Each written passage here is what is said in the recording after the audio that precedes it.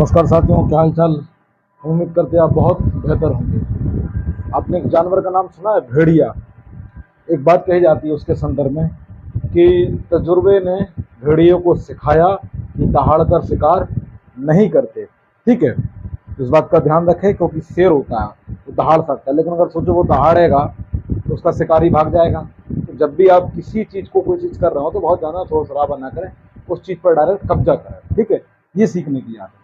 एक फिल्म आई है कल्कि, बहुत ज़्यादा चल रही है। उसमें अमिताभ बच्चन साहब ने कमाल का रोल किया है। मतलब मैंने पर्सनली इस फिल्म को देखा है। ये जरूर उसका जो पहला हाफ है वो थोड़ा सा बोरिंग और बोझिल और लगता है जैसे रबड़ की तरह उसको खींचा गया, लेकिन सेकंड पार्ट में कमाल की एक्टिंग है। और उसमें जो किरदार दिया गया है अमिताभ बच्चन साहब को, वो दिया गया अश्वत्थामा का। तो उस फिल्म का नाम है कल्कि। क्या नाम है? कल्कि। सवाल आज हम जो बातचीत करेंगे कि कल्कि कौन है और इस पर जो एक फिल्म बनी है वो इतनी क्यों चल रही, इतनी चर्चित क्यों है। ठीक है, वो लगातार सुर्खियां बटोर रही है। और ये भी कहा जा रहा है कि जो आपकी बाहुबली फिल्में जैसी थी और एक और आई थी आपकी RRR, इन जैसी फिल्मों को भी रिकॉर्ड तोड़ सकती है। जवान जो किसकी थी, शाहरुख खान साहब की थी, ऐसी फिल्मों का रिकॉर्ड तोड़ सकती है कल की। सोचकर देखिए, जिस पृथ्वी पर आप रह रहे हैं यहाँ पर छल छलाती नदियाँ, ये बरसता पानी, लहराते पेड़, इतनी पवित्र नदियाँ और इतनी नदियाँ इस देश में। मध्य प्रदेश में तो नदियों का मायका भी कहा जाता है उसे। तो ये सब कुछ है, इतना शानदार ग्रह जहाँ पे आप सुबह उठते हैं खुली सांस ले सकते हैं, है ना। जहाँ पर आपके ऊपर आसमान है, नीचे आपके समंदर है। यहाँ पर स्थल एक सा नहीं है, पर्वत है, पहाड़ है ना, मैदान है। इतना बेहतरीन ग्रह, अगर ये ग्रह नष्ट हो जाए, किसके कारण? मनुष्य के पाप के कारण। मनुष्य का पाप इतना बढ़ जाएगा आने वाले वक्त में कि भगवान कल्कि को अवतार लेना पड़ेगा। किसको? भगवान कल्कि को अवतार लेना पड़ेगा। यहाँ इंसान इंसान को खाएगा। आज हम उसी पे बात करने वाले हैं कि आखिर कल्कि क्या है, इसकी शुरुआत कैसे होती है, और एक जो फिल्म आई है वो धनाधन चल रही है। ठीक है, मतलब कमाल की। मैं चाहता हूँ आप वो फिल्म देखें समय निकाल कर। कल्कि, भगवान कल्कि के बारे में बात करेंगे। इनका जो उल्लेख है वो अग्नि पुराण में भी मिलता है, मत्स्य पुराण में भी मिलता है, महाभारत भी मिलता है, और एक खुद इनके नाम से भी पुराण है जो उप पुराण है कल्कि पुराण, उसमें भी इसका जिक्र है, इनके बारे में बताया गया।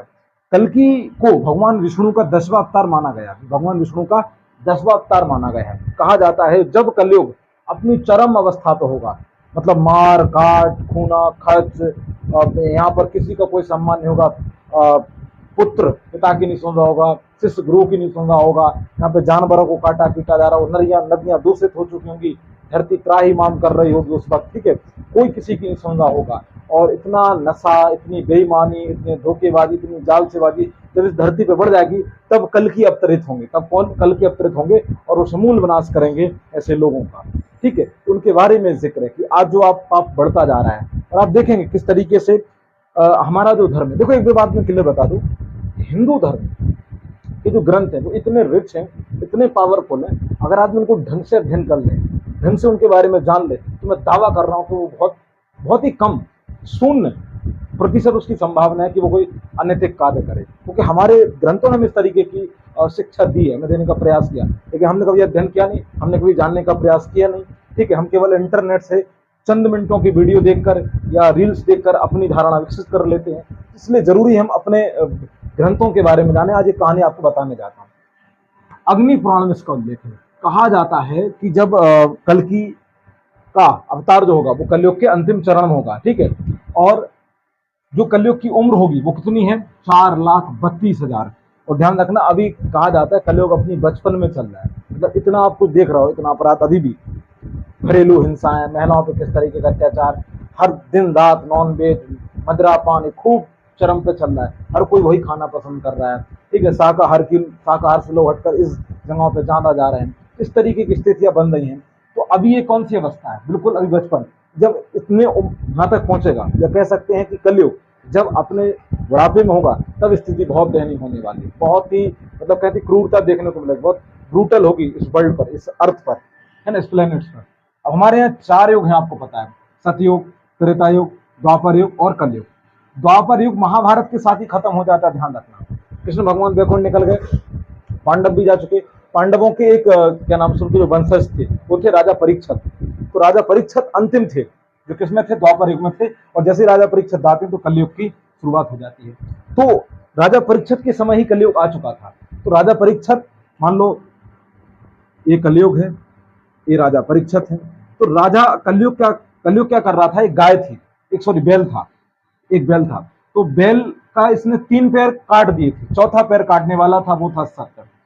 जो बैल को यहां पर बताया गया है किससे, धर्म से, धर्म से बताया गया कि बैल एक धर्म है और उसके 4 पैर हैं, धर्म के 4 पैर हैं, दान, दया, पवित्रता और सत्य, ये कहा जा रहा है। तो कलयुग यहाँ पर क्या करता है, 3 पैर काट देता है। दान नहीं बचेगा विश्व में, कोई किसी के प्रति दया नहीं खाएगा, मानव के प्रति, ठीक है। और जो जीव जंतु हैं वो उनके प्रति भी मानव कोई दया नहीं खाएगा, मतलब दया लगभग मर चुकी होगी। तो वैचारिक रूप से हो चाहे वो शारीरिक रूप से, हर रूप से क्रूरता बढ़ जाएगी। दूसरा, दान, माफी चाहेंगे, दान नहीं किया जाएगा, किसी के प्रति कोई भाव नहीं रखा जाए, किसी का कोई सहयोग नहीं किया जाएगा, यहाँ दान से तात्पर्य है। पवित्रता, हर चीज में बेईमानी हो जाएगी, काम में, वस्तुओं में। आप देखो आप कितनी मिलावट हो रही है आजकल, हर चीज में मिलावट हो गई है, दूध में, खाने के पदार्थों में, व्यक्तित्व में, काम करने के तरीके में, चरित्र में, हर चीज में क्या आ गई, अपवित्रता आ गई। तो वो मर जाएगी, उसको मार दिया गया। दया मैंने पहले बता दिया। अब सत्य, सत्य का तीसरा जो चौथा पैर है वो काटने वाला था, मतलब काट ही रहा था। तो तब कौन आ जाते हैं, राजा परीक्षित। किसको देख लेते हैं, कलयुग को। वो कहते हैं तुम ये क्या कर रहे हो। तो उसने कहा कि राजा मेरा समय आ चुका है, क्योंकि द्वापर युग खत्म होगा, द्वापर के बाद कलयुग सीधा शुरू होगा, और अब मैं आ चुका हूं, अब आपको जाना पड़ेगा।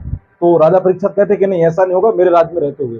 तो उसने कहा कि तो प्रकृति का अटल विधान है, ये सार्वभौम है, इसको कोई टाल नहीं सकता है, मेरा आना तो तय है, निश्चित है, क्योंकि टाइम पीरियड, उसके बाद आपको जाना पड़ेगा। तो फिर राजा परीक्षित ने कहा कि जब तक मैं हूं तब तक तुम नहीं आ सकते हो। तो फिर किसने कहा, कलयुग ने कहा कि मुझे कुछ तो स्थान दो रहने के लिए, कुछ तो जगह दो। तो फिर तब राजा परीक्षित ने कहा कि तुम कुछ जगहों पर रह सकते हो जब तक मैं हूं। तो कलयुग ने उस वक्त राजा परीक्षित की मौजूदगी में खुद को एक सीमा तक बांध के रखा। तो वो था, तो राजा परीक्षित ने जो स्थान दिया, बोला वहां रहोगे जहां जुआ होगा। आप जानते हैं जुए किस तरीके से आज हमारे देश में बढ़ रहा है। आप देखो कितने सारे फैंटेसी ऐप चलाए जा रहे हैं जो लगातार, जिन पर जुआ का प्रचलन बढ़ चुका है। मैं कहीं सोशल मीडिया पे पढ़ रहा था, बड़ी अच्छी बात थी कि जब आईपीएल आया तो उम्मीद थी कि गली गली हमें क्रिकेटर मिलेंगे, लेकिन आईपीएल ने गली गली क्रिकेटर नहीं दिए, गली गली हमें जुआरी दे दिए। तो राजा परीक्षित ने कलयुग से कहा तुम वहां रहोगे जहां जुआ होता है। दूसरा स्थान बताया जहां पर मदिरापान होता है। आप आज देख सकते हो कितना नशा, हर काम, मतलब हर कोई आयोजन होता है, खुशी का उत्सव होता है, उसमें हम दारू को पहले स्थान दे देते हैं, शराब को हम पहले प्राथमिकता देना शुरू करते हैं। शादी हो, ब्याह हो, बर्थडे हो, है ना, और जो आपके न्यू ईयर वगैरह हैं या कोई भी ऐसे इवेंट्स, हम मतलब उस तलाश में रहते हैं कि हमें ये चीज मिल जाए। तो उसने कहा जहां मदिरापान होगा तुम वहां रहोगे। कलयुग ने कहा ठीक है। अगला बताया कि वैश्यवृत्ति, जहां वैश्यवृत्ति होती है वहां आप रहोगे, ठीक है। आप देखते हैं किस तरीके से फोन इंडस्ट्री को आज के वक्त बढ़ावा मिल रहा है, किस तरीके से लोगों की बुद्धि को विकृत कर रही है। चौथा स्थान बताया कहां, जहां हिंसा होगी। हिंसा वैचारिक रूप से हो सकती है, शारीरिक रूप से हो सकती है, वहां तुम रहोगे। तो ये 4 जगहें कलयुग की जगह हो। कलयुग ने राजा परीक्षित से कहा कि महाराज ये 4 जगहें तो बहुत सीमित है, मुझे कोई जगह तो ढंग की दे दो। तो फिर तब राजा परीक्षित ने कहा तुम एक जगह और रह सकते हो, सोने में। कहां पर रहते हो, सोने में। और बस यहीं से शुरुआत होती है कलयुग की तरह। और राजा परीक्षित ने उस वक्त सोने का मुकुट पहना ही हुआ था। तो कलयुग सीधा जाके कहां बैठ जाता है, उनके मुकुट पर। और उसी के बाद वो क्या करते हैं, एक ऋषि के गले में सांप डाल देते हैं। ऋषि के पुत्र जो थे वो उनको श्राप देते हैं राजा परीक्षित को कि इनकी 7वें दिन एक सांप के काटने से मृत्यु हो जाएगी। इस तरीके से कलयुग का आरंभ होता है और कलयुग इंटर कर जाता है द्वापर के बाद। फिर राजा परीक्षित जा चुके होते हैं 7वें दिन, है ना, उन्हें वेद व्यास जी कथा सुनाते हैं जिसे हम भागवत के नाम से जानते हैं। तो इस तरीके की कलयुग की यहाँ पर एंट्री हुई और कलयुग के 4 स्थान दिए गए, 5वें स्थान सोना दिया गया था। तो आप देखते हो जिनके पास सोने होते हैं उनकी कोई बुद्धि खास नहीं होती है, तो सोने में कलयुग का वास होता है। तो सोच समझकर इस धातु के प्रति अपना आकर्षण पैदा करें। अब देखिए, जब ये कहा गया कि जब कलयुग आएगा और जब वो इतना, मैंने पहले बताया, बहुत ज्यादा, मतलब बहुत ज्यादा पाप बढ़ जाएगा, मतलब अति से ज्यादा। यहाँ पर धरती सूख चुकी होगी, ये पानी नहीं मिलेगा जो इतना बेहतरीन आपको पानी मिल रहा है, इतने अच्छे हरे पेड़ पौधे, इतनी अच्छी प्रकृति नहीं होगी, खुला आसमान नहीं होगा, हर चीज दूषित होगी। 3 नदियां हैं, आपने सुना होगा, गंगा, यमुना, सरस्वती।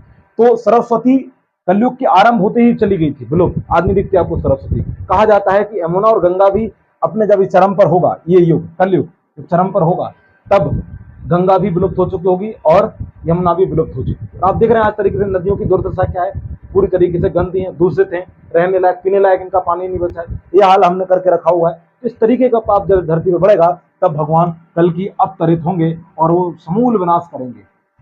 ठीक है, ध्यान रखना काल का जो। अब देखो ये कहा जाता है कि जब कल्कि भगवान आएंगे तो उनकी, देखिए हर युग में किसी न किसी की जरूरत पड़ी है। जैसे आप देखेंगे राम को लक्ष्मण की जरूरत पड़ी, कृष्ण को बलराम की जरूरत पड़ी। ऐसा कहा जाता है कि कलयुग में भगवान कल्कि की सहायता कौन करेगा। तो एक सिद्धांत आया कि इनके साथ 7 चिरंजीवी रहेंगे। कौन? 7 चिरंजीवी रहेंगे। इनमें पहले होंगे परशुराम। परशुराम इनको क्या सिखाएंगे? शस्त्र विद्या वगैरह बहुत सारे, ये इनके साथ में रहेंगे जब कलयुग चरम पे होगा। कहा जाता है, ये भी दंत कथा है, मुझे नहीं कितना मालूम, कि कलयुग जब अंतिम चरम पे होगा तब वहां पर 9 साल के लड़का लड़की दादा दादी बन चुके होंगे। ये कलयुग की अवस्था होगी, इतना भयानक होगा। और कुछ देखने को मिलेगा वहां पर, ऐसा होगा कि पुत्र माँ से विवाह कर रहा है, बहन भाई से विवाह कर रहा है, इस तरीके की स्थितियां देखने को मिलेंगी। आप अंदाजा नहीं ले सकते इतनी क्रूरता देखने को मिलेगी। तो उस समय कल्कि का साथ देने के लिए भगवान परशुराम होंगे। दूसरे राजा बलि। राजा बलि वही हैं जिनको भगवान विष्णु ने 3 पग में भूमि नाप दी थी, वो इनकी सहायता के लिए आएंगे। और तीसरे, क्या बात है, जिनको हम बहुत आज हमारे बीच हैं, पूछते हैं, हमारी आराध्य का स्थान हनुमान जी इनके साथ होंगे तीसरे रूप में। और हनुमान जी अभी इन 7 चिरंजीवियों में से हमारे बीच पूजनीय है। आप मंगलवार शनिवार को उनका ध्यान करते हैं, तब इनके साथ होंगे। हनुमान जी तो अर्जुन के साथ भी रहते हैं, आपको पता है कि अर्जुन के रथ पर वो बैठे रहते थे, तो रक्षा करते थे। तो हनुमान जी जिनको आज हम बहुत पूछते हैं, देहो प्रभु, ठीक है। अगले जो इनके जो चौथे चिरंजीवी होंगे वो होंगे विभीषण। आप जानते हैं विभीषण किसके भाई थे? रावण भैया के, ठीक है, इनके भाई थे। विभीषण भी भगवान कल्कि की सहायता करेंगे कलयुग के अंत में, ठीक है, उस परिस्थिति को मिटाने के लिए। इसके बाद अश्वत्थामा, यही फिल्म जो अभी आई है कल्कि, जो मैंने बताया आपको, कमाल धमाल मचा रही है। अमिताभ बच्चन को इसमें जो रोल दिया गया है वो अश्वत्थामा का दिया गया है। अश्वत्थामा भी भगवान कल्कि का साथ दे रहे होंगे। और यहाँ पर भगवान अश्वत्थामा को सहायता के लिए, या कहें कि उनको वरदान मिला था कि आप कल्कि का मदद करोगे, और अमिताभ बच्चन को यही रोल दिया गया है इसमें जो कल्कि मूवी आई है, तो आप देखिएगा उस मूवी को। इसके बाद अगले जो होंगे कल्कि के सहायता के लिए 6वें चिरंजीवी, वो होंगे महर्षि वेद व्यास। आप जानते हैं कि इनको वेदों का रचयिता कहा जाता है, इन्होंने वेद रचे हैं, वेदों की रचना की है। ये 6 हो गए। अगले जो इनके सहायक होंगे, जो मदद करेंगे, वो होंगे कृपाचार्य। कृपाचार्य आप जानते हैं कौरवों की सेना में थे, उनके गुरु थे, उनको शिक्षा दीक्षा देने का काम करते थे। तो ये 7 चिरंजीवी हैं जिनकी सहायता से भगवान कल्कि कलयुग का नाश करेंगे, कलयुग को मिटाएंगे और फिर से सतयुग की शुरुआत होगी। इस तरीके से हमने देखा कि भगवान कल्कि का जन्म होगा, अवतार होगा, वो कलयुग के अंत में आएंगे। भगवान विष्णु का 10वां अवतार है। इनका जो मुख्य रूप से उल्लेख है वो अग्नि पुराण में मिलता है। तो उम्मीद करते हैं आप ये बात समझे होंगे। आप अपने धर्म, अपने वेद, अपनी संस्कृति के बारे में जानकारी रखिए। अगर आप बाकी अपने जो सनातन धर्म है उसमें आस्था रखते हैं, क्योंकि बेहतरीन बेहतरीन जो कहानियां हैं, ये ध्यान रखना है, ये ऐसी नहीं कि कोई क्या नाम से मैं गढ़ी गई हूँ। आप देखेंगे तो ये स्थितियां घट रही हैं आज के टाइम। आप पूरी दुनिया में चले जाओ, जुआ, मदिरापान, वैश्यावृत्ति, हिंसा, देखो आप हो रहा है कि नहीं हो रहा है। और इनकी घोषणा हमारे देवताओं ने, हमारे गुरु ऋषि मुनियों ने आज से लाखों हजारों साल पहले कर दी थी। अब दुनिया मानती नहीं, वो एक अलग बात है, लेकिन घट तो वैसे ही रहा है। देखो जलवायु परिवर्तन, धरती विनाश की ओर जा रही है। तो इस तरीके की चीजें हमारा धर्म हमें अवगत करता है, भविष्य के लिए हमें चेताता है। तो उम्मीद करते हैं आपको यह वीडियो पसंद आया होगा, और पसंद आया है और इस मामले में आपके नॉलेज में अगर इजाफा हुआ है तो चैनल को लाइक करिए, सब्सक्राइब करिए, शेयर करिए। और जैसे मैं लगातार कहता हूं, कोई और सलाह हो चैनल के लिए जो सकारात्मक हो, उसके लिए भी आप कमेंट कर सकते हैं। जय हिंद, जय भारत। राष्ट्र, महिला और पर्यावरण तीनों का सम्मान करिए।